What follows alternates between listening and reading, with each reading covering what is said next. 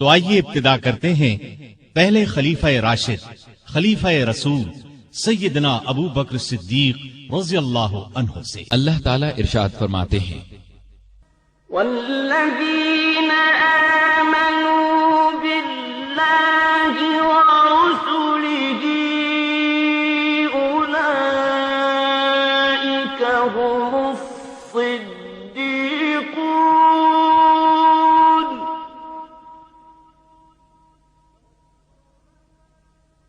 والشهداء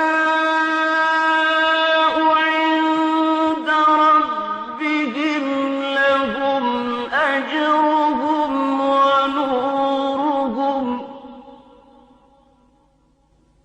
والذين كفروا وكذبوا بآياتنا أولئك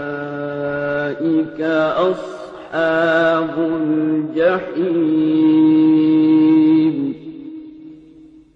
وہ لوگ جو اللہ اور اس کے رسولوں پر ایمان لائے ہیں، یہی تو وہ ہیں جو ان کے پروردگار کے نزدیک صدیق اور شہید ہیں، ان کے لیے اجر اور نور ہے، اور جو لوگ کفر کرتے ہیں اور ہماری آیتوں کو جھٹلاتے ہیں وہ جہنمی ہیں۔ ارشاد نبوی ہے، ابو بکر کے مال نے جتنا مجھے فائدہ دیا اتنا کسی اور کے مال نے نہیں دیا۔ جماعت اصحاب روشن ستارے ہیں، آسمان پر موجود ستاروں کی روشنی کم و بیش ہے۔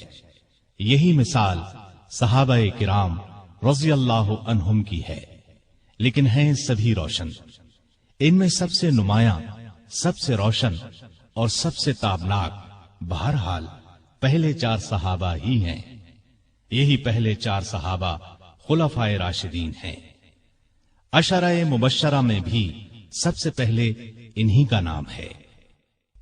دنیا میں بہت سے لوگوں کو عجیب و غریب خصوصیات نصیب ہوئیں۔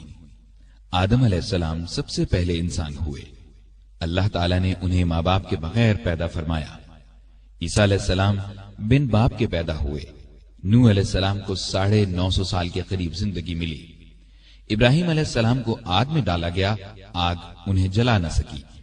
اسماعیل علیہ السلام کے گلے پر چھری چلائی گئی، گلا نہ کٹا۔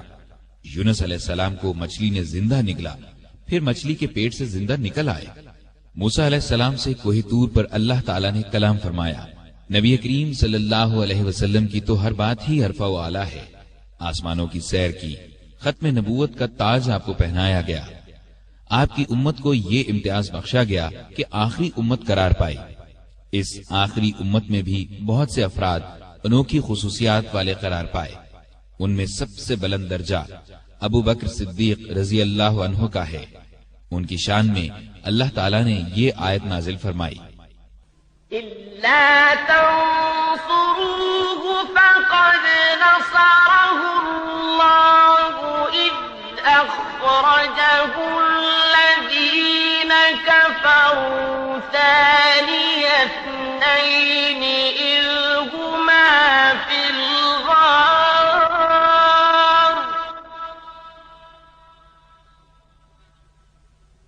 إِذْ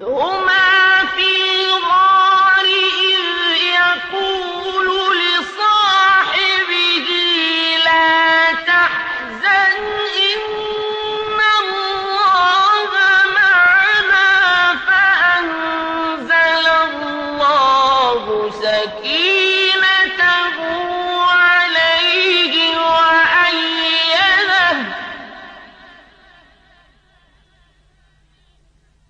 وأيده بجنود لم تروها وجعل كلمة الذين كفروا السفلى وكلمة الله هي العليا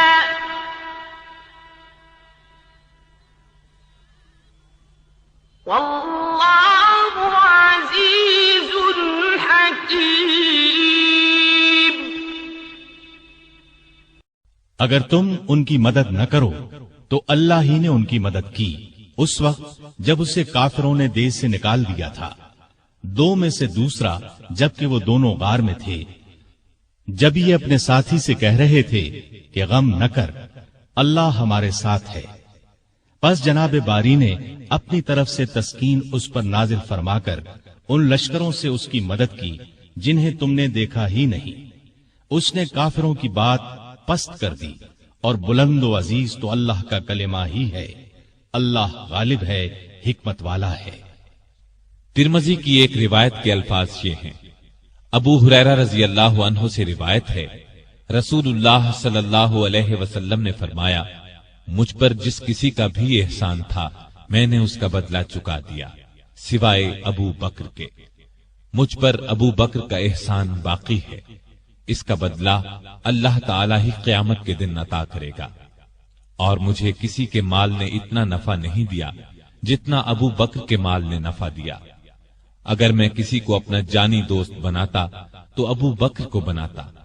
खबरदार, तुम्हारा साथी अल्लाह का दोस्त है, यानी अल्लाह ताला ने चूंकि मुझे दोस्त बनाया है, इसलिए अल्लाह के सिवा मैं किसी को दोस्त नहीं बना सकता। मुस्लिम की एक हदीस के अल्फाज यूं हैं, अबू बकर मेरे भाई और मेरे साथी हैं और अल्लाह ताला ने तुम्हारे साथी को दोस्त बनाया है। तो ये अजीम खुसूसियत अबू बकर रजी अल्लाह अन्हु को नसीब हुई, जो नबी आखिरुज़्ज़मान के सबसे अफसल सहाबी थे।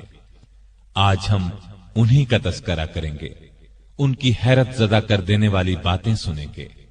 अबू बकर सिद्दीक रजी अल्लाह अन्हु 573 ईस्वी में पैदा हुए। नबी करीम सल्लल्लाहु अलैहि वसल्लम उनसे करीबन 2.5 साल पहले दुनिया में तशरीफ ला चुके थे।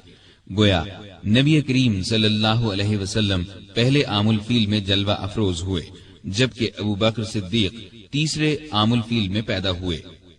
आमुल फील हाथियों वाले साल को कहते हैं, यानी जिस साल अब्रहा ने हाथियों के लश्कर के साथ काबे पर चढ़ाई की थी और अल्लाह ताला ने अबाबीलों के जरिए उसे और उसके लश्कर को खाया हुआ भूसा बना दिया था। बाप ने उनका नाम अब्दुल काबा रखा, यानी काबे का बंदा। इस्लाम को नबी करीम सल्लल्लाहु अलैहि वसल्लम ने उनके इस्लाम लाने पर बदला और अब्दुल्लाह नाम रखा, यानी अल्लाह का बंदा। लेकिन आप अबू बकर के नाम से मशहूर हुए। अबू बकर दरअसल उनकी कुन्नियत थी। असल नाम के अलावा अरबों में बाप, बेटे, बेटी या माँ वगैरह के नाम की निस्बत से एक और नाम रख दिया जाता था। ये नाम किसी खूबी की बिना पर भी रखा जाता था। अबू बकर के किसी बेटे का नाम बकर नहीं था। उनकी अच्छी आदत और नेकी के कामों में आगे रहने की वजह से लोगों ने उनकी कुन्नियत अबू बकर रख दी थी।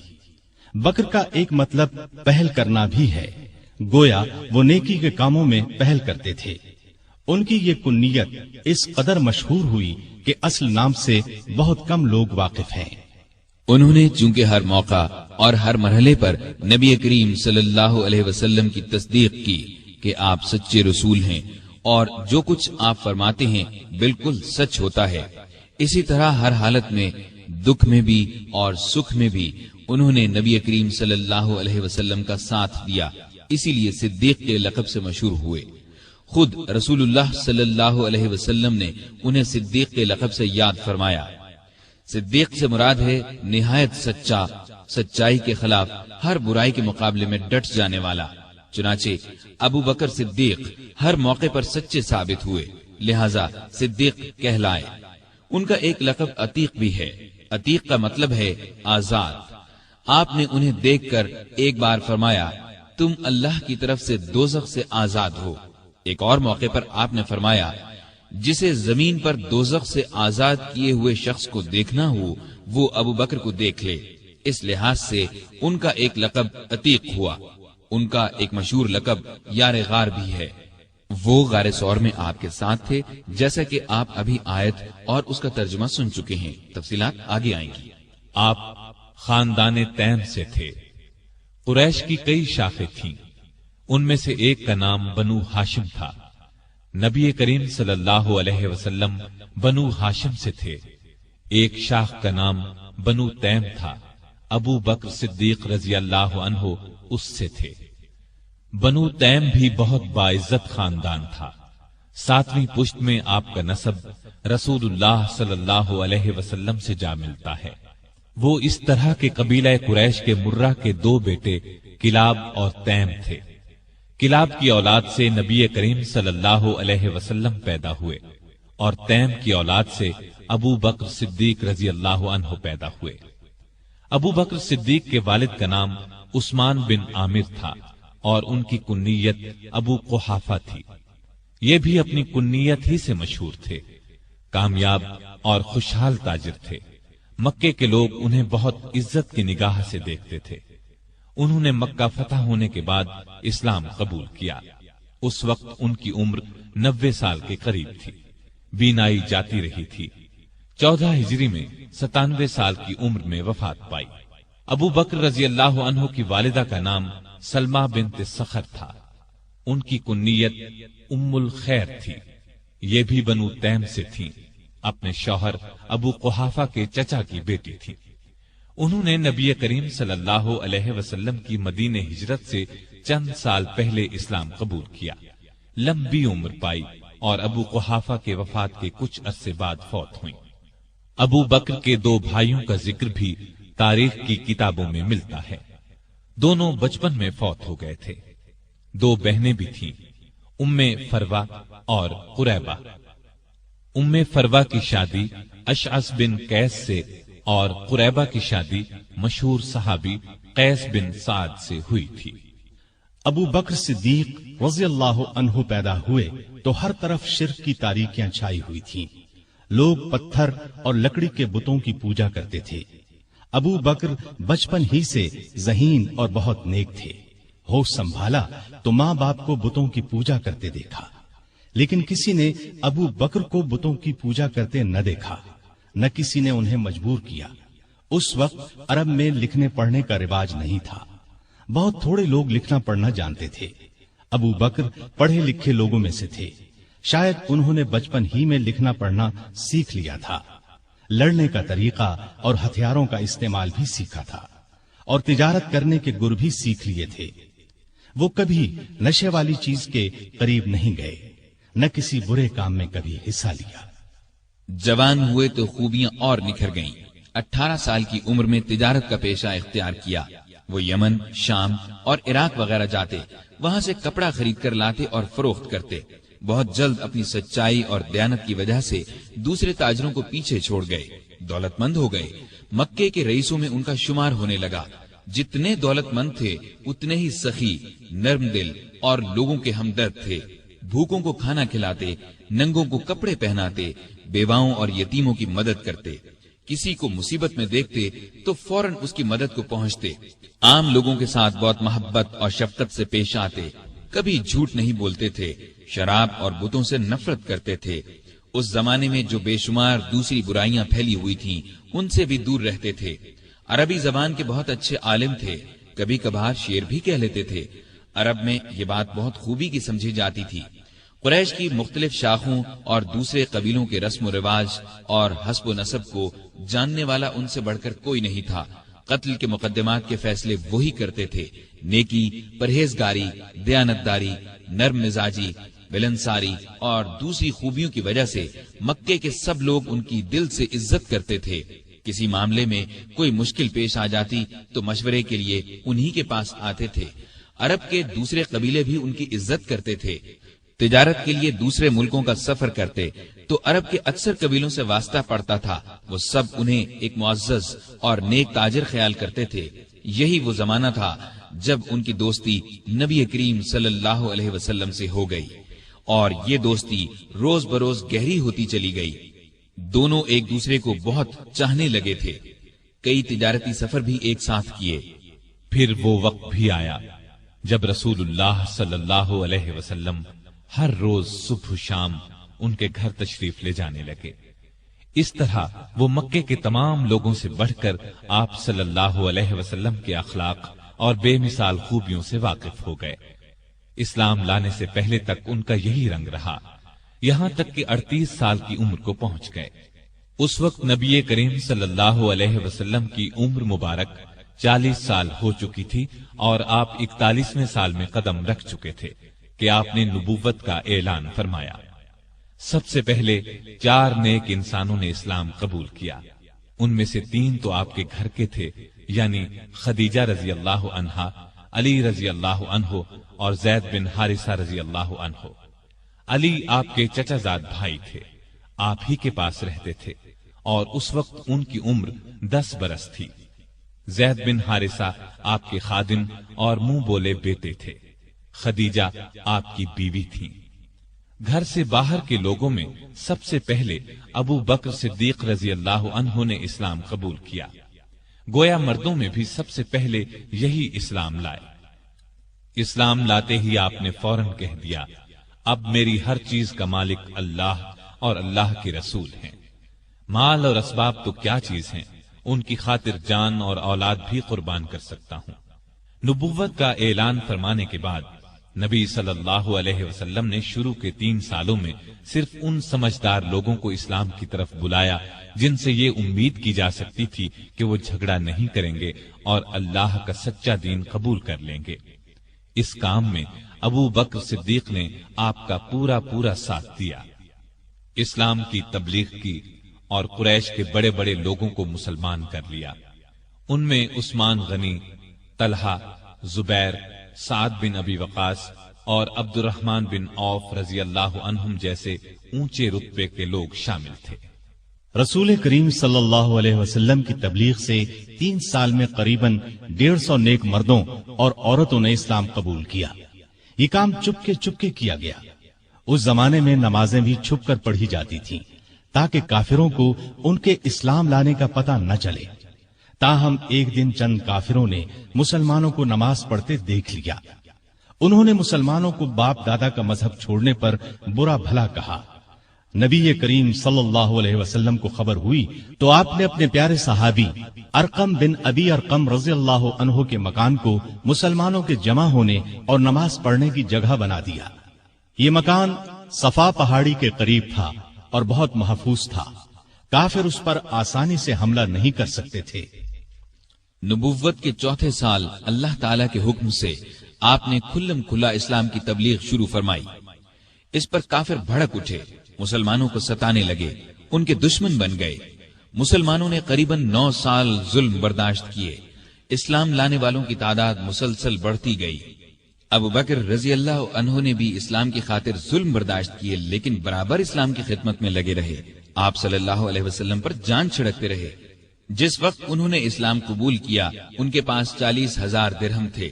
ان میں سے اپنے پاس صرف 5-6 ہزار درہم رکھ کر باقی سب غریب مسلمانوں کو کافروں کے پنجے سے چھڑانے اور اسلام کی ترقی کے لیے خرچ کر ڈالے. ابو بکر رضی اللہ عنہ کی تبلیغ سے جن لوگوں نے اسلام قبول کیا ان میں طلحہ بھی تھے. یہ ابو بکر رضی اللہ عنہ کے چچا زاد بھائی تھے. ان کے اسلام لانے کا حال قریش کے ایک سردار کو معلوم ہوا.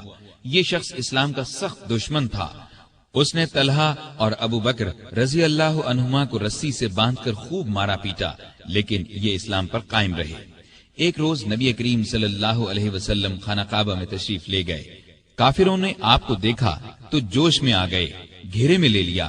ابو بکر کو خبر ہوئی تو فوراً کعبے پہنچے اور کفار مکہ سے کہا، تم پر افسوس ہے، تم ایک ایسے شخص کو مارے ڈالتے ہو جو کہتا ہے میرا رب اللہ ہے، جبکہ وہ اللہ کی صاف نظر آنے والی نشانیاں لے کر تمہارے پاس آیا ہے. ابو بکر کے یہ الفاظ سن کر کافروں نے رسول اللہ کو تو چھوڑ دیا، سب نے مل کر ان پر حملہ کر دیا اور اتنا مارا کہ لہو لہان ہو گئے. یہ مار کھاتے جاتے تھے اور کہتے جاتے تھے، اے عزت اور شان والے اللہ، تیری ذات بہت برکت والی ہے. آخر بے ہوش ہو کر گر پڑے. ان کے قبیلے والوں کو پتہ چلا تو دوڑے آئے، اٹھا کر گھر لے گئے. عائشہ رضی اللہ عنہا فرماتی ہیں کہ ابا جان کو زخمی حالت میں گھر لایا گیا تو حالت یہ تھی کہ سر پر جس جگہ ہاتھ لگتا وہاں سے بال جھڑ جاتے. بہت دیر بعد انہیں ہوش آیا تو سب سے پہلے ان کی زبان سے یہ الفاظ نکلے، رسول اللہ صلی اللہ علیہ وسلم کا کیا حال ہے. اس وقت وہاں قبیلے کے ایسے لوگ بھی موجود تھے جو اسلام نہیں لائے تھے. انہیں یہ الفاظ سن کر بہت غصہ آیا. کہنے لگے، تم پر افسوس ہے، اس حالت میں بھی محمد کا خیال نہیں چھوڑتے جب یہ لوگ چلے گئے تو انہوں نے اپنی ماں سے پھر وہی سوال پوچھا۔ ماں نے کہا مجھے ان کا کچھ حال معلوم نہیں۔ اس پر وہ بولے جا کر خطاب کی بیٹی ام جمیل سے پوچھیں۔ ام جمیل کا نام فاطمہ تھا، عمر فاروق رضی اللہ عنہ کی بہن تھی۔ اس وقت مسلمان ہو چکی تھی لیکن کافروں سے اپنا اسلام چھپا رکھا تھا۔ ابو بکر کی والدہ نے جا کر ان سے کہا میرا بیٹا محمد کا حال پوچھ رہا ہے، تو فاطمہ ان کے ساتھ ان کے گھر گئیں۔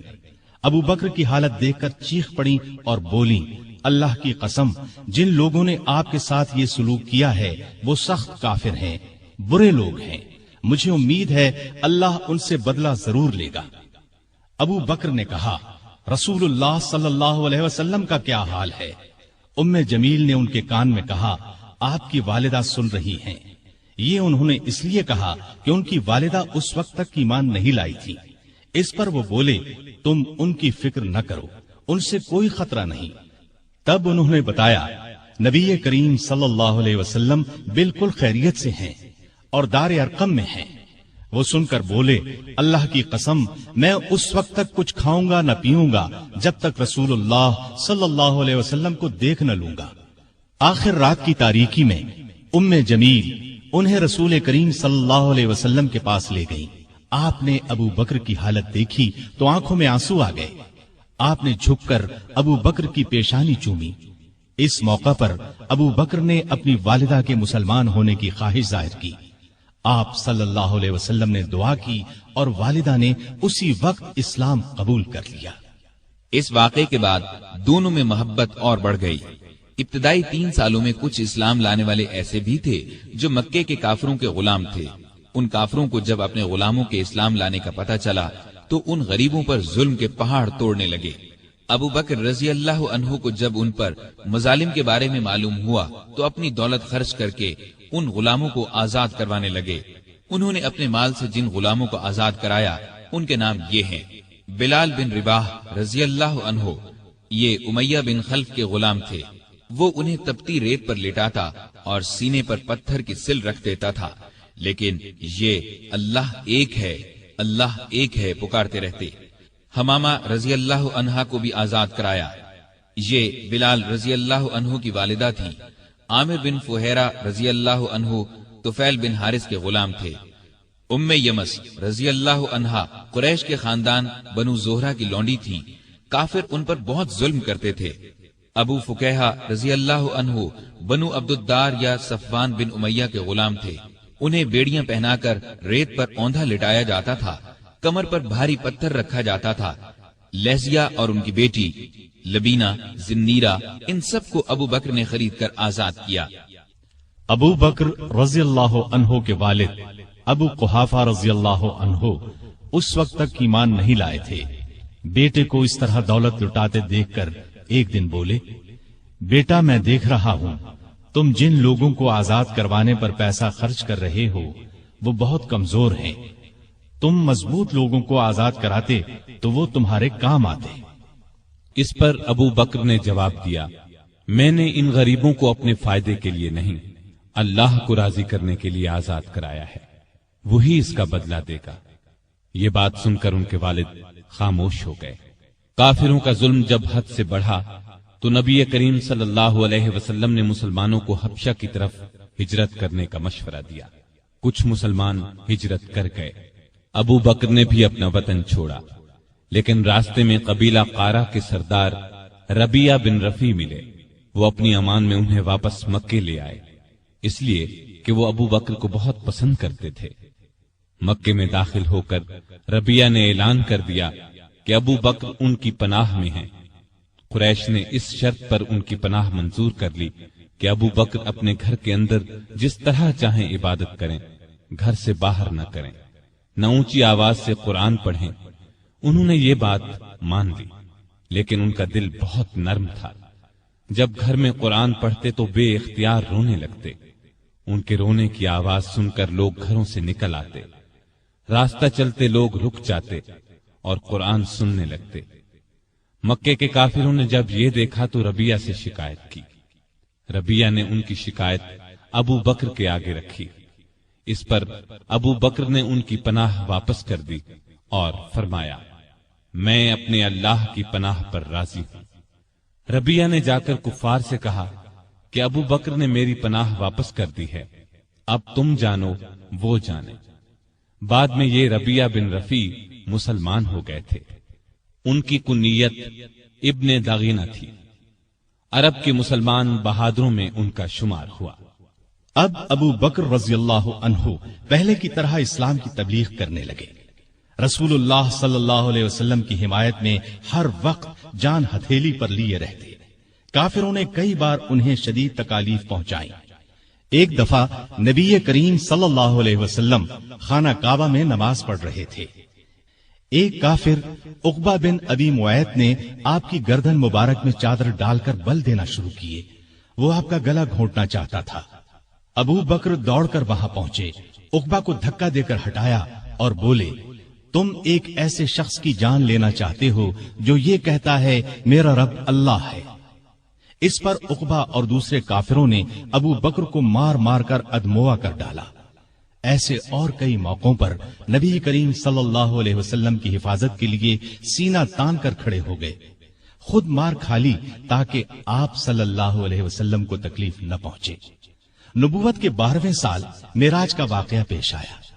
صبح کے وقت جب رسول اللہ صلی اللہ علیہ وسلم نے ابو جہل وغیرہ کے سامنے یہ واقعہ بیان فرمایا تو وہ مذاق اڑانے لگے اور ابو بکر کے پاس گئے اور کہا کہ دیکھو تمہارے صاحب کیسی باتیں کر رہے ہیں۔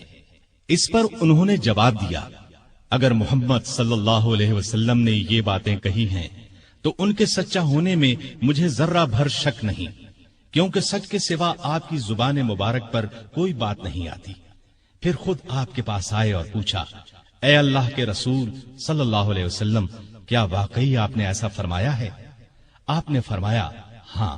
یہ سنتے ہی ابو بکر نے عرض کیا جو کچھ آپ نے فرمایا میں اس پر ایمان لاتا اور تصدیق کرتا ہوں کہ آپ بالکل سچے ہیں۔ ابو بکر کو صدیق کا لقب اسی لیے ملا کہ انہوں نے اس موقع پر اور دوسرے موقعوں پر بھی ہمیشہ رسول اللہ صلی اللہ علیہ وسلم کی تصدیق کی اور آپ کی نبوت کی گواہی دی۔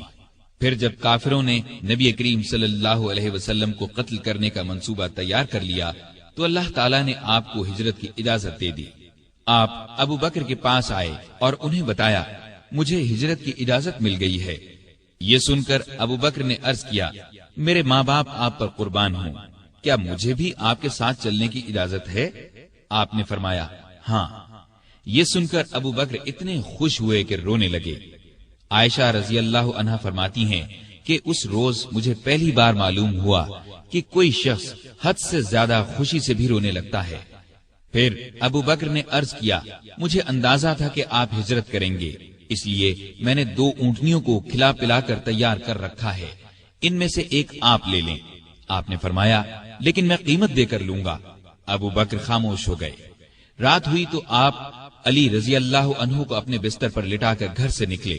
اللہ تعالیٰ نے کفار کو اس وقت اندھا کر دیا، وہ ننگی تلواریں لیے گھر کو گھیرے کھڑے تھے کہ جو ہی آپ باہر نکلیں گے کام تمام کر دیں گے۔ آپ قرآن مجید کی آیات پڑھتے ہوئے باہر نکل آئے، سیدھے ابو بکر کے گھر پہنچے۔ وہ پہلے ہی تیار بیٹھے تھے۔ رخصت سے پہلے انہوں نے اپنے بیٹے کو ہدایت کی کہ رات کو آ کر خبریں سنانا، ہم فلاں جگہ ٹھہریں گے۔ اپنے خادم عامر بن فہیرہ کو ہدایت دی کہ وہ روزانہ کی طرح بکریاں چرائے اور رات کو ان کا دودھ ہمیں دے جایا کرے۔ پھر ابو بکر گھر میں موجود تمام نقدی ساتھ لے کر نکل پڑے۔ راستے میں ابو بکر کبھی آپ کے آگے ہو جاتے اور کبھی پیچھے۔ آپ صلی اللہ علیہ وسلم نے وجہ پوچھی تو عرض کیا جب مجھے خطرہ ہوتا ہے کہ آگے سے کوئی دشمن نہ آ جائے تو آپ کے آگے چلنے لگتا ہوں، پیچھے سے کوئی خطرہ محسوس کرتا ہوں تو پیچھے ہو جاتا ہوں۔ اس طرح دونوں غار ثور میں پہنچے۔ یہ مکے کے جنوب مشرق میں قریباً 5 کلومیٹر پر ہے۔ راستے میں زمین پتھریلی ہونے کی وجہ سے دونوں کے پاؤں زخمی ہو گئے۔ ابو بکر رضی اللہ عنہ آپ کی تکلیف برداشت نہ کر سکے۔ آپ صلی اللہ علیہ وسلم کو بمشکل اپنے ساتھ لے کر غار ثور جو بہت بلندی پر تھا پہنچے۔ پہلے ابو بکر اندر داخل ہوئے، غار کو صاف کیا، غار میں جو سوراخ نظر آئے ان کو اپنی چادر پھاڑ کر بند کیا۔ غار میں 2 سوراخ باقی بچ رہے جن کے لیے چادر نہیں بچی تھی۔ ابو بکر رضی اللہ عنہ نے ان دونوں پر اپنے پاؤں رکھ دیے، پھر رسول اللہ صلی اللہ علیہ وسلم سے عرض کی کہ اندر تشریف لائیں۔ آپ صلی اللہ علیہ وسلم اندر تشریف لے گئے اور ابو بکر کی آغوش میں سر رکھ کر سو گئے۔ ادھر ابو بکر رضی اللہ عنہ کے پاؤں میں کسی چیز نے ڈس لیا۔ ابو بکر نے بڑے صبر سے تکلیف برداشت کی، لیکن ہلے نہیں کہ کہیں آپ کی آنکھ نہ کھل جائے۔ لیکن جب تکلیف حد سے بڑھی تو ان کے آنسو رسول اللہ صلی اللہ علیہ وسلم کے چہرے پر ٹپک گئے۔ آپ کی آنکھ کھل گئی۔ آپ نے فرمایا، ابو بکر تمہیں کیا ہوا؟ عرض کی، میرے ماں باپ آپ پر قربان، مجھے کسی چیز نے ڈس لیا ہے۔ رسول اللہ صلی اللہ علیہ وسلم نے اس پر اپنا لعاب دہن لگا دیا۔ زہر کا اثر فوراً دور ہو گیا اور تکلیف جاتی رہی۔ یہاں دونوں حضرات نے 3 راتیں چھپ کر گزاری۔ تلاش کرنے والے اس دوران میں غار ثور تک پہنچ گئے۔ ابو بکر کی نظر ان پر پڑی تو گھبرائے اور کہا، اے اللہ کے نبی، اگر ان میں سے کوئی شخص محض اپنی نگاہ نیچی کر دے تو ہمیں دیکھ لے گا۔ نبی کریم صلی اللہ علیہ وسلم نے فرمایا، ابو بکر، ایسے 2 آدمیوں کے بارے میں تمہارا کیا خیال ہے جن کا تیسرا اللہ ہے؟ إذ هما في الغار إذ يقول لصاحبه لا تحزن إن الله معنا فأنزل الله سكينته عليه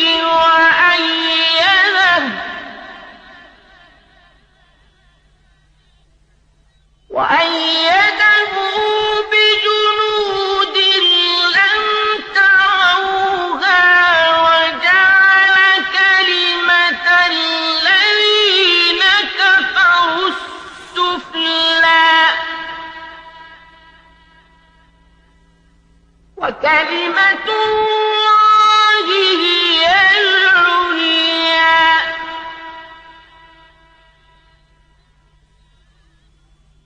واللہ عزیز حکیم۔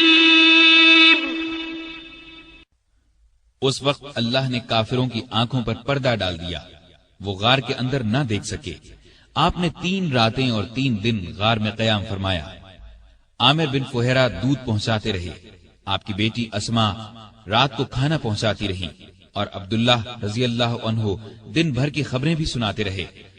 گویا ابو بکر کا گھرانہ خدمت میں لگا رہا۔ تیسری رات غار سے روانہ ہوئے، عامر ساتھ چلے۔ عبداللہ عریقت نامی ایک شخص کو اجرت پر راستہ دکھانے کے لیے ساتھ لے لیا۔ اس طرح یہ آگے چلے۔ ادھر مکے کے کافر آپ کی تلاش میں نکلے، کیونکہ گھر میں انہیں علی رضی اللہ عنہ ملے تھے۔ پہلے وہ ابو بکر رضی اللہ عنہ کے گھر پہنچے، وہ وہاں نہ ملے تو کافروں نے اعلان کیا، جو شخص محمد یا ابو بکر کو پکڑ کر لائے گا اسے ہر ایک کے بدلے 100 اونٹ انعام میں دیے جائیں گے۔ قبیلہ بنو مدلج کا سردار سراقہ یہ اعلان سن کر ہتھیار لگا کر آپ کی تلاش میں گھوڑے پر روانہ ہوا۔ یہ بڑے ڈیل ڈول کا اور بہادر شخص تھا۔ تلاش کرتے کرتے ان حضرات کے نزدیک پہنچ گیا، لیکن گھوڑے نے ٹھوکر کھائی، زمین پر گرا، دوبارہ سیدھا ہوا، پھر گرا۔ ادھر ابو بکر مڑ مڑ کر اس کی طرف دیکھ رہے تھے۔ بولے، اے اللہ کے رسول، ہمارا پیچھا کرنے والا بہت قریب آ گیا ہے۔ اس پر نبی کریم صلی اللہ علیہ وسلم نے فرمایا، لا تحزن ان اللہ معنا، غم نہ کر، اللہ ہمارے ساتھ ہے۔ اس کے ساتھ ہی سراقہ کا گھوڑا زمین میں دھنس گیا۔ یہ دیکھ کر وہ پکارا، مجھے معاف کر دیجئے، میں آپ کو کوئی تکلیف نہیں پہنچاؤں گا۔ آپ نے دعا کی، گھوڑا نکل آیا، سراقہ نزدیک آیا، کافروں کے اعلان کے بارے میں بتایا۔ آپ نے اسے جانے کی اجازت دے دی اور اس سے کہا، ہمارے بارے میں کسی کو نہ بتانا۔ وہ لوٹ گیا اور آپ اپنے ساتھی کے ساتھ آگے روانہ ہوئے۔ ادھر یثرب یعنی مدینہ کے لوگوں کو اطلاع مل چکی تھی۔ वो आपका बेचैनी से इंतजार कर रहे थे। आप 8 दिन तक सफर के बाद कुबा के करीब पहुंचे। कुबा मदीने से 4 किलोमीटर के फासले पर जुनूब मगरिब में एक गांव था। लोगों को आपकी आमद की खबर मिली तो अल्लाहु अकबर के नारे लगाते उमड़ पड़े। उधर रसूल करीम सल्लल्लाहु अलैहि वसल्लम और अबू बकर रजी अल्लाहु अन्हु सवारी से उतरकर एक दरख्त के नीचे बैठ गए थे। लोग अबू बकर को सलाम करते रहे, इसलिए कि उनके सर और दाढ़ी के बाल सफेद हो गए थे। लोग उन्हें अल्लाह का रसूल समझे। नबी सल्लल्लाहु अलैहि वसल्लम पर धूप आई तो अबू बकर ने आप पर कपड़ा तान कर साया किया। तब लोगों को मालूम हुआ कि अल्लाह के रसूल तो ये हैं। आप सल्लल्लाहु अलैहि वसल्लम ने कुबा में मस्जिद बनवाई। चंद दिन ठहरने के बाद वहां से मदीने की तरफ रवाना हुए। अबू बकर अब भी साथ थे। मदीने में आप और अबू बकर अबू अयूब अंसारी के हां क़याम फरमा हुए। अब आपने मदीने में मस्जिद बनाने का इरादा फरमाया। मस्जिद के लिए जो जमीन खरीदी गई उसकी कीमत अबू बकर ने अदा की। तमाम मुसलमानों ने बढ़ चढ़कर मस्जिद की तामीर में हिस्सा लिया। अबू बकर भी किसी से पीछे न रहे। फिर अबू बकर ने अपने घर के बाकी अफराद को भी मक्के से मदीने बुला लिया, लेकिन वालिद और एक भाई ने अभी इस्लाम कबूल नहीं किया था। वो मक्के ही में ठहरे रहे। अबू बकर रज़ियल्लाहु अन्हु की वालिदा भी बूढ़े शौहर की वजह से वहीं रुकी रही। मदीने में आपने अपना काम यानी कपड़े की तिजारत फिर से शुरू कर दी, लेकिन ज्यादा वक्त नबी करीम सल्लल्लाहु अलैहि वसल्लम की खिदमत में बसर करने लगे। आप हर जगह रसूलुल्लाह सल्लल्लाहु अलैहि वसल्लम के साथ जाते। अबू बकर सिद्दीक रज़ियल्लाहु अन्हु ने हर तरह के जिहाद में हिस्सा लिया।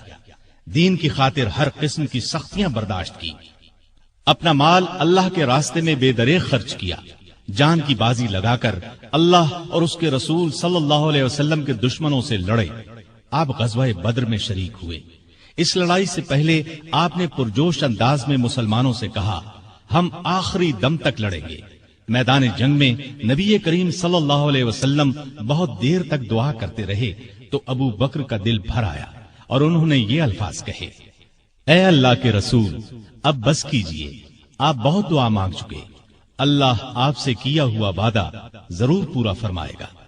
लड़ाई के दौरान जो काफिर आप सल्लल्लाहु अलैहि वसल्लम की तरफ बढ़ता, अबू बकर फौरन उस पर हमला आवर होते। अबू बकर के बेटे अब्दुर्रहमान अभी मुसलमान नहीं हुए थे, काफिरों के लश्कर में मौजूद थे। कुछ अरसे बाद वो इस्लाम ले आए। उस वक्त उन्होंने बताया, अब्बा जान, बद्र की लड़ाई में आप मेरी तलवार की जद में आए थे, लेकिन मैंने वार नहीं किया था। ये सुनकर अबू बकर ने फरमाया, लेकिन अगर तुम मेरी तलवार की जद में आ जाते तो मैं तुम्हें हरगिज न छोड़ता। इसके बाद उहुद की लड़ाई हुई। इस लड़ाई में मुसलमानों के एक दस्ते की गलती की वजह से मुसलमानों के पांव उखड़ गए। उस वक्त काफिर चारों तरफ से आप सल्लल्लाहु अलैहि वसल्लम पर टूट पड़े। उस वक्त जिन चंद जानिसारों ने आपके साथ दुश्मन का मुकाबला किया, उनमें से एक अबू बकर रजी अल्लाह अन्हु भी थे। खंदक की लड़ाई में अबू बकर फौज का एक दस्ता लेकर खंदक के एक हिस्से की हिफाजत करते रहे। बाद में उस जगह मस्जिद बनाई गई जो मस्जिद सिद्दीक के नाम से मशहूर हुई। बैत रिजवान के मौका पर सुलह की चंद शराइत मुसलमानों को पसंद न आई तो वो अबू बकर के पास आए और अपना ख्याल जाहिर किया। अबू बकर ने उनसे फरमाया, आप अल्लाह के रसूल हैं। जिस तरह अल्लाह हुक्म देता है उसी तरह करते हैं। अल्लाह उनकी मदद करेगा, तुम उनकी इताअत करते रहो। अल्लाह की कसम, वो हक पर है। खैबर की लड़ाई में भी अबू बकर रज़ियल्लाहु अन्हु साथ थे। फतह मक्का के मौका पर भी अबू बकर साथ थे। कुरैश में अब मुकाबले की ताब नहीं थी। आप सल्लल्लाहु अलैहि वसल्लम ने उन्हें मुआफ कर दिया। अबू बकर अपने वालिद अबू कुहाफा को आपकी खिदमत में लाए। वो बहुत बूढ़े हो चुके थे, बीनाई भी जायल हो चुकी थी। अबू बकर ने ख्वाहिश जाहिर की कि वो मुसलमान हो जाएं। आप सल्लल्लाहु अलैहि वसल्लम ने उनके सीने पर हाथ फेरा और फरमाया, इस्लाम ले आइए। उन्होंने उसी वक्त कलिमा पढ़ लिया। ग़ज़वा हुनैन के मौका पर जब कबीला हवाज़िन ने जबरदस्त तीरंदाजी की तो मुसलमानों की सफ़ें टूट गईं। उस वक्त जो सहाबा साबित कदम रहे उनमें अबू बकर भी थे। غزوہ طائف میں ابو بکر کے بیٹے عبداللہ کو ایک تیر لگا، وہ زخمی ہو گئے۔ چند دن میں زخم ٹھیک ہو گیا لیکن پھر خراب ہو گیا اور وہ اسی زخم کی وجہ سے فوت ہوئے۔ تبوک کی لڑائی کے موقع پر لشکر کے لیے ہتھیاروں اور سواریوں کی بہت ضرورت تھی۔ آپ نے مسلمانوں سے فرمایا دل کھول کر مال اور سامان دیں۔ اس پر غریب امیر ہر مسلمان نے مال، سامان، اونٹ، گھوڑے، غلہ، کھجوریں وغیرہ آپ کی خدمت میں ڈھیر کر دی۔ ابو بکر اپنے گھر کا تمام سامان اور ہر چیز لے آئے۔ نبی کریم صلی اللہ علیہ وسلم نے پوچھا، ابو بکر بال بچوں کے لیے کیا چھوڑا؟ انہوں نے عرض کیا، ان کے لیے اللہ اور اللہ کا رسول کافی ہیں۔ لڑائی میں آپ صلی اللہ علیہ وسلم نے ساری فوج کا انتظام ابو بکر رضی اللہ عنہ کے سپرد کیا۔ فوج کا بڑا جھنڈا بھی انہی کو دیا۔ تبوک مدینے سے 686 کلومیٹر دور ہے۔ مسلمان تکلیفیں اٹھاتے وہاں پہنچے۔ تبوک سے واپسی کے بعد حج کے دن قریب آئے تو آپ صلی اللہ علیہ وسلم نے ابو بکر کو امیر حج مقرر فرمایا۔ انہوں نے لوگوں کو حج کرایا۔ ہجرت کے 10ویں سال رسول کریم صلی اللہ علیہ وسلم خود حج کے لیے مکہ تشریف لے گئے۔ ابو بکر رضی اللہ عنہ اور ہزارہ مسلمان آپ کے ساتھ تھے۔ آپ کا سامان ابو بکر کی اونٹنی پر لادا گیا۔ 11 ہجری میں آپ نے ایک لشکر شام بھیجنے کے لیے تیار کیا۔ اس لشکر کا سردار آپ نے اپنے ایک پیارے نوجوان اسامہ بن زید رضی اللہ عنہ کو مقرر فرمایا۔ اس لشکر کو بھیجنے کا مقصد یہ تھا کہ روم کے بادشاہ سے موتا کی لڑائی کا بدلہ لیا جائے۔ موتا کی لڑائی 8 ہجری میں ہوئی تھی اور اس میں رومی عیسائیوں کے ہاتھوں نبی کریم صلی اللہ علیہ وسلم کے 12 پیارے صحابہ شہید ہو گئے تھے۔ ان میں اسامہ رضی اللہ عنہ کے والد زید بھی تھے۔ اس لشکر میں ابو بکر رضی اللہ عنہ بھی شریک تھے۔ انہوں نے اس بات کی پرواہ تک نہیں کی کہ ان کا سپہ سالار 18-19 سال کی عمر کا ایک نوجوان ہے۔ دراصل وہ اللہ کے سپاہی تھے اور جو بات اللہ کے رسول صلی اللہ علیہ وسلم کو پسند تھی وہی انہیں بھی پسند تھی۔ حج سے واپسی پر نبی صلی اللہ علیہ وسلم نے مسلمانوں کو یہ خطبہ دیا، اللہ نے اپنے ایک بندے کو اختیار دیا کہ چاہے تو دنیا کی نعمتوں کو قبول کر لے اور چاہے تو اللہ کے پاس جا کر ان نعمتوں کو قبول کرے جو وہاں ملنے والی ہیں۔ تو اس بندے نے اللہ کے پاس جا کر ملنے والی نعمتوں کو قبول کیا ہے۔ یہ خطاب سن کر ابو بکر رضی اللہ عنہ رونے لگے۔ وہ سمجھ گئے کہ یہ آپ صلی اللہ علیہ وسلم نے اپنے بارے میں فرمایا ہے۔ ہجرت کے 11ویں سال رسول کریم صلی اللہ علیہ وسلم کے مرض میں اضافہ ہو گیا تو آپ نے ابو بکر کو نماز پڑھانے کا حکم فرمایا۔ ابو بکر نمازیں پڑھانے لگے۔ اس دوران میں ایک صبح آپ کو افاقہ محسوس ہوا تو آپ سہارا لے کر مسجد میں تشریف لے آئے۔ ابو بکر نے پیچھے ہٹنا چاہا تو آپ نے اشارے سے فرمایا اپنی جگہ پر رہو۔ پھر آپ نے ان کے ساتھ بیٹھ کر نماز ادا کی۔ ہجرت کے 11ویں سال 12 ربیع الاول بروز پیر آپ صلی اللہ علیہ وسلم نے رحلت فرمائی۔ وہ دن ابو بکر کی زندگی کا سب سے بڑے صدمے کا دن تھا۔ انہوں نے نبی کریم صلی اللہ علیہ وسلم کی پیشانی کو بوسہ دیا اور فرمایا، میرے ماں باپ آپ پر قربان، اللہ آپ پر 2 موتیں جمع نہیں کرے گا۔ جو موت اللہ نے آپ کے لیے لکھ دی وہ آ چکی، اب آپ پر کبھی موت نہیں آئے گی۔ اس وقت صحابہ کی حالت بہت نازک تھی۔ سیدنا عمر فاروق رضی اللہ عنہ ننگی تلوار لیے اعلان کرتے نظر آئے، جو شخص یہ کہے گا کہ رسول اللہ صلی اللہ علیہ وسلم نے وفات پائی میں اسے جان سے مار ڈالوں گا۔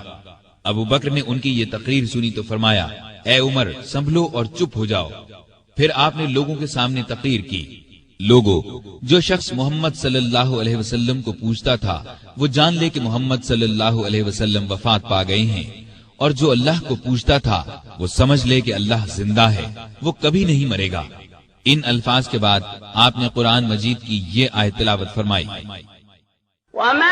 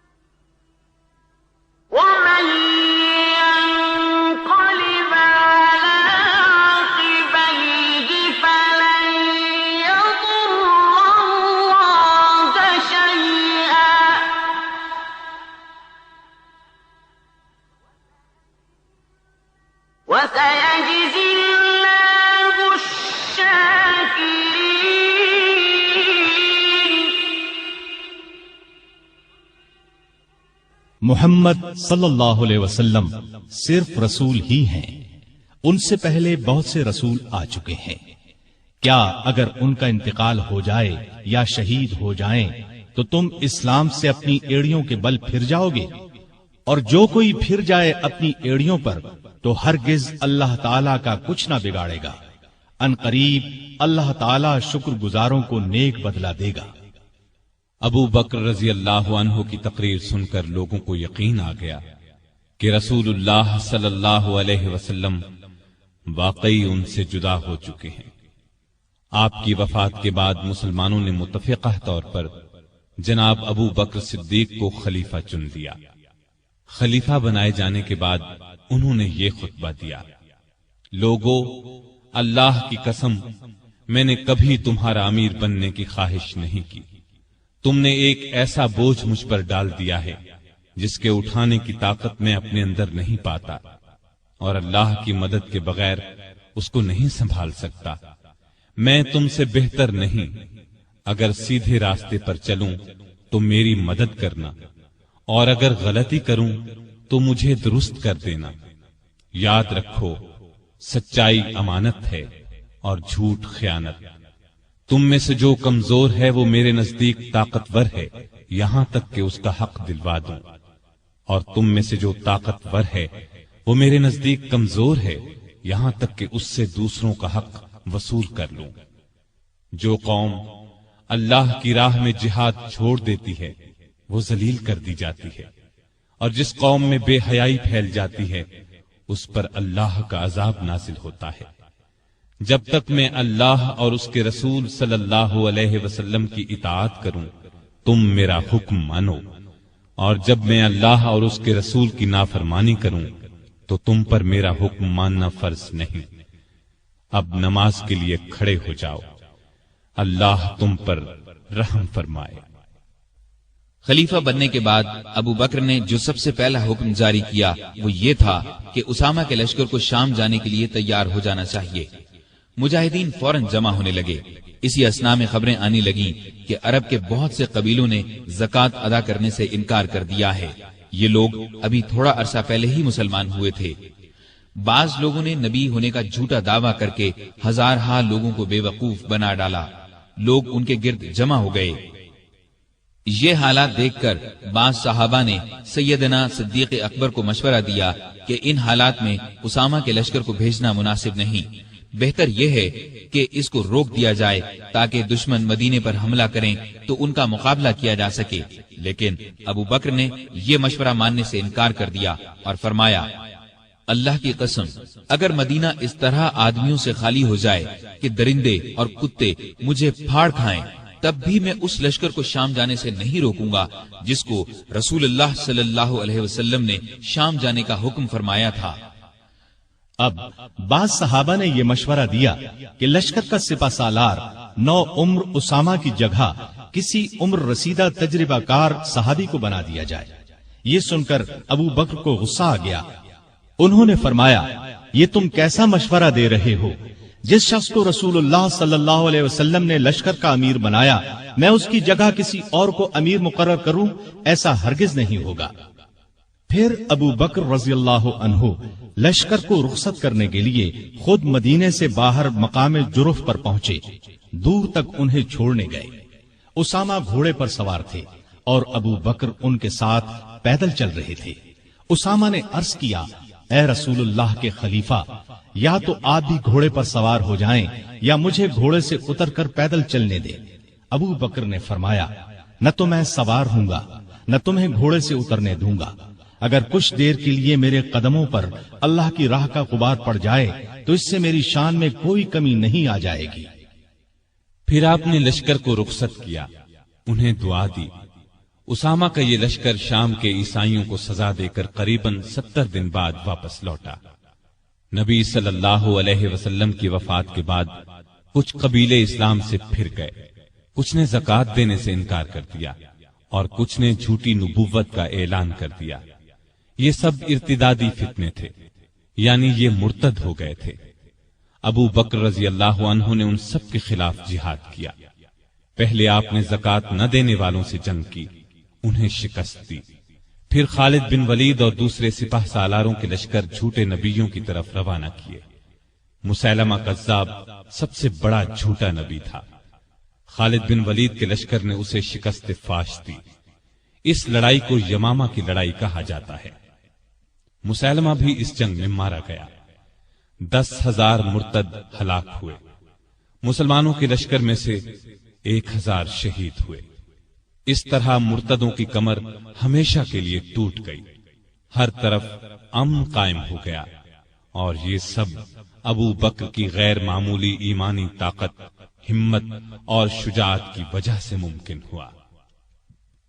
اس کے بعد آپ کا ایک خاص کارنامہ یہ ہے کہ آپ نے قرآن کو ایک جگہ جمع کروایا، کیونکہ اس وقت قرآن مجید مختلف جگہوں پر لکھا ہوا تھا۔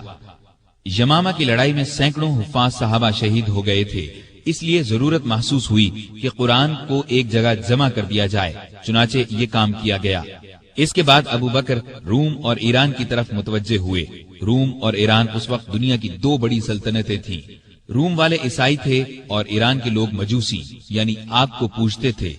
دونوں ہی مسلمانوں کے دشمن تھے۔ نبی کریم صلی اللہ علیہ وسلم نے اپنی زندگی مبارک میں آس پاس کے ملکوں کے بادشاہوں کے نام اسلام کے پیغامات ارسال فرمائے تھے۔ ایک خط ایران کے بادشاہ خسرو پرویز کو بھی بھیجا گیا تھا۔ اس نے آپ کا خط پھاڑ دیا تھا۔ آپ نے یہ خبر سن کر فرمایا تھا، اللہ اس کے ملک کے ٹکڑے ٹکڑے کرے۔ پھر خسرو پرویز کے بیٹے نے اسے قتل کر ڈالا۔ اس کے بعد ایرانی آپس میں لڑنے لگے۔ ایسے میں ابو بکر رضی اللہ عنہ خلیفہ بن گئے تو انہوں نے خالد بن ولید کو سپاہ سالار بنا کر ایران کی طرف روانہ کیا۔ خالد بن ولید رضی اللہ عنہ کی ایرانیوں سے 15 کے قریب لڑائیاں ہوئیں۔ ان سب میں اللہ نے انہیں فتح عطا کی۔ اس کے بعد روم کی باری آئی۔ روم کی طرف 4 لشکر روانہ کیے۔ ان کے سپہ سالار ابو عبیدہ بن جراح، یزید بن ابی سفیان، شرحبیل بن حسنہ اور عمر بن عاص مقرر فرمائے۔ ان 4 لشکروں میں 27,000 کے قریب مجاہدین تھے۔ یہ 4 مختلف راستوں سے شام پر حملہ آور ہوئے۔ ساتھ ہی ابو بکر نے خالد بن ولید کو حکم بھیجا کہ وہ بھی ان لشکروں کی مدد کے لیے پہنچیں۔ خالد بن ولید شام کے اسلامی لشکر سے آ ملے اور کمان اپنے ہاتھ میں لے لی۔ ادھر رومیوں کا بڑا لشکر اجنادین کے مقام پر جمع ہوا۔ خالد بن ولید نے ان کا رخ کیا اور انہیں بہت بڑی شکست دی۔ اجنادین سے شکست کھا کر رومی یرموک میں جمع ہوئے۔ یہاں بھی زبردست جنگ ہوئی۔ یہ لڑائیاں ابھی جاری تھیں کہ سیدنا ابو بکر رضی اللہ عنہ بیمار ہو گئے۔ پہلے انہیں تیز بخار ہوا، سخت کمزوری کی وجہ سے مسجد میں نہ آ سکے۔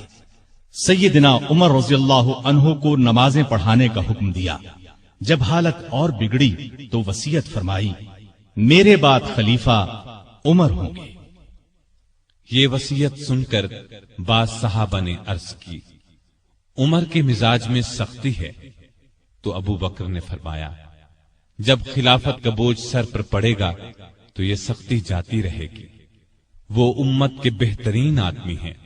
بیماری کے دنوں میں ایک دن پوچھا، خلیفہ بننے سے اب تک بیت المال سے مجھے کتنا وظیفہ ملا ہے؟ حساب کیا گیا تو 8,000 کے قریب درہم بنے۔ آپ نے فرمایا، میری فلاں زمین بیچ کر یہ رقم بیت المال میں جمع کی جائے۔ پھر آپ نے فرمایا، جب سے میں خلیفہ ہوا ہوں میری جائیداد کتنی بڑھی ہے؟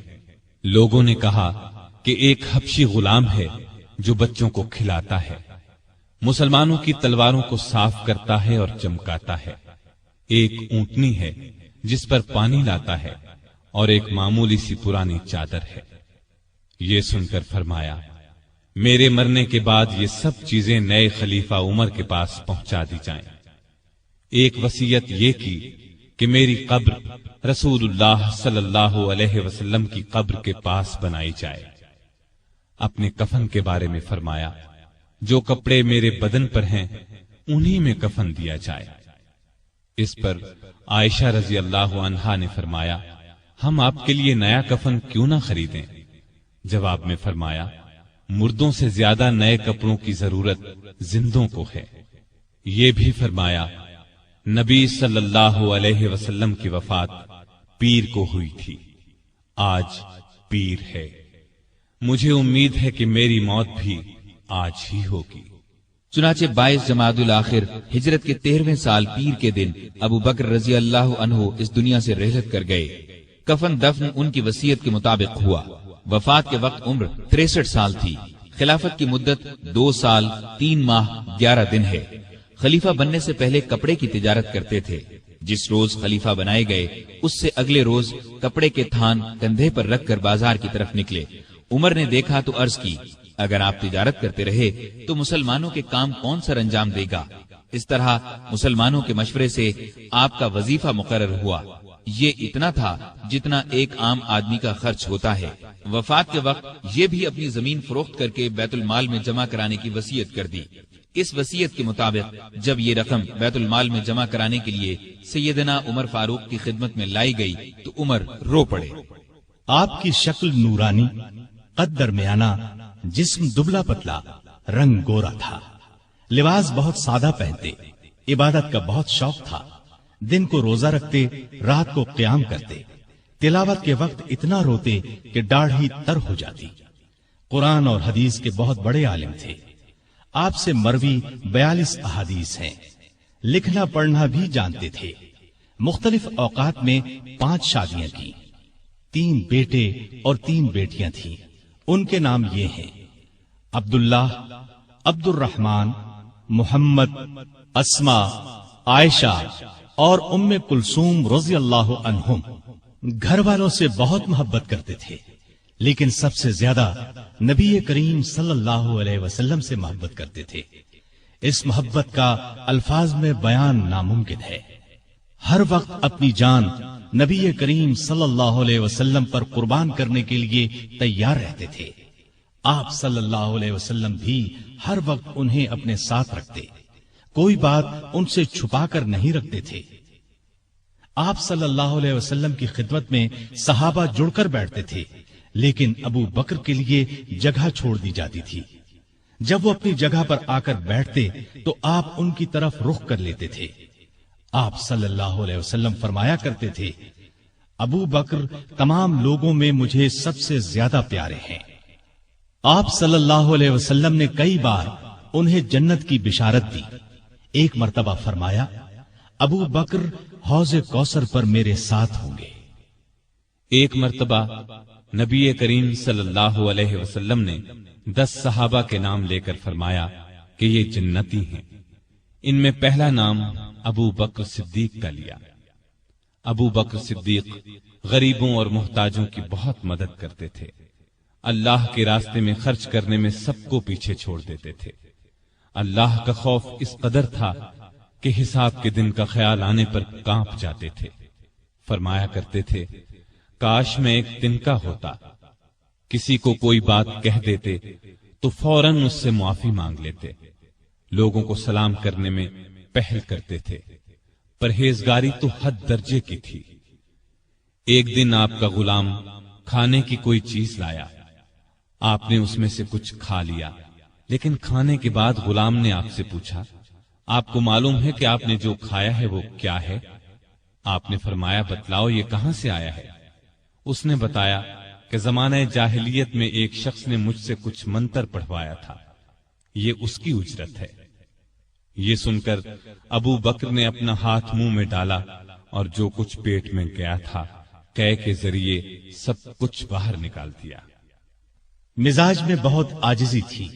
खलीफा बनने से पहले मोहल्ले वालों की बकरियों का दूध दो देते थे। खलीफा बनने के बाद भी ये मामूल न छोड़ा। लोगों को बहुत अच्छी अच्छी नसीहतें करते रहते थे। फरमाते हैं, मुसीबत की जड़ इंसान की गुफ्तगू है। अक्लमंद की पहचान ये है कि वो ज्यादा बातें नहीं करते। सच्चाई अमानत और झूठ बददयानती है। किसी मुसलमान को हकीर न जानो। जिस कौम में बुरी बातें आम हो जाएं, तो अल्लाह उसको मुसीबत में डाल देता है। हर अच्छे काम के सवाब का एक अंदाजा है, लेकिन सब्र का सवाब बेअंदाजा है। गुनाह से तौबा करना जरूरी है, लेकिन गुनाह से बचना उससे भी ज्यादा जरूरी है। उस दिन पर रो जो तेरी उम्र से गुजर गया और तूने उसमें कोई नेकी नहीं की। اللہ تعالیٰ اس وقت تک نفلی عبادت قبول نہیں کرتا جب تک کہ تم فرض ادا نہ کرو۔ جو قوم جہاد کو چھوڑ دیتی ہے اللہ اس کو ذلیل کر دیتا ہے۔ مظلوم کی بد دعا سے بچو کیونکہ اللہ اس کو فوراً سن لیتا ہے۔ علم بغیر عمل کے بیکار ہے۔ بروں کے پاس بیٹھنے سے اکیلے بیٹھ رہنا بہت اچھا ہے۔ دوائیں کھا کھا کر صحت مند نہیں بنا جا سکتا۔ جس پر نصیحت اثر نہ کرے اس کا دل ایمان سے خالی ہے۔ مسکین اور محتاج کو عاجزی اور ادب سے خیرات دو، اس لیے کہ خوشی سے خیرات دینا اس کے قبول ہونے کی نشانی ہے۔ اللہ سے شرم کرو۔